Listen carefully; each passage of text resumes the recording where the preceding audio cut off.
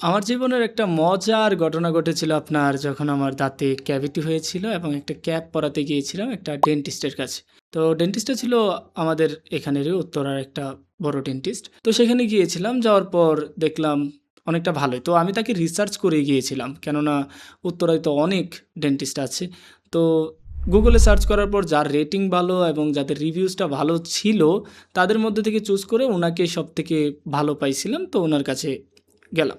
যাওয়ার পর মেইনলি যখন আমি অ্যাপয়েন্টেড হলাম, তো তারা একটা ফর্ম দিল। ফর্ম দেওয়ার পর আমাকে সেখানে প্রফেশন হিসেবে লিখতে বলল। তো আমি প্রফেশন হিসেবে লিখেছিলাম ফ্রিল্যান্সার অর ডিজিটাল মার্কেটার এমন কিছু। ডক্টর আসলো, ডক্টর আসার পর আমাকে আমার কাজ সম্পন্ন করলো, ক্যাপ পরালো। ক্যাপ পরানোর পর আমি আমার এখানে ব্যথা অবস্থায় আমাকে জিজ্ঞেস করলো যে, সাইম ভাই, যে আমার এই ব্যবসাটাকে আরও ডিজিটালাইজড করা যায় কিভাবে? তা আমি বললাম যে, আপনি করতে পারেন। পরে ১ম এ আমাকে জিজ্ঞেস করেছিল যে, ভাই আপনি ফ্রিল্যান্সার লিখেছেন, তাহলে কি অনলাইন প্রফেশন এরকম আছেন?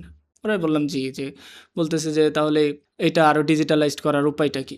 তো তখন আমি তাকে ফুলি একটা গাইডলাইন দিলাম কিভাবে ডিজিটালাইজড করা যায়। সে অলরেডি এস্টাবলিশড ছিল, কারণ সবথেকে বেটার ছিল আপনার উনার গুগল রিভিউস।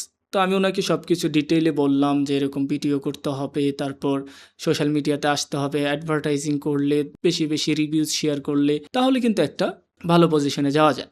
তো সে কিন্তু আমি কিন্তু তাকে জাস্ট কনসালটেন্সি দিয়েছিলাম। কনসালটেন্সি হিসেবে কিন্তু সে আমাকে পেও করেছিল। ঠিক আছে? তো এরকম বিষয়টা আপনারা দেখবেন, যখন নিজের সমস্যা অন্যকে যখন বলতে যাবেন, তো চেষ্টা করবেন নিজেকে এক্সপ্রেস করার, যে আপনি কি করেন। নিজেকে যদি এক্সপ্রেস না করেন, মানুষ আপনার সম্পর্কে জানবে না, মানুষ আপনার সম্পর্কে বুঝবে না আপনি কে, কি করেন না করেন। লোকালি যদি আপনি কাজ করতে চান তাহলে কিন্তু আপনার এটা দরকার। এটা মেইনলি একটা পার্সপেক্টিভ বলতে পারেন আপনার স্কিল সেল করার জন্য।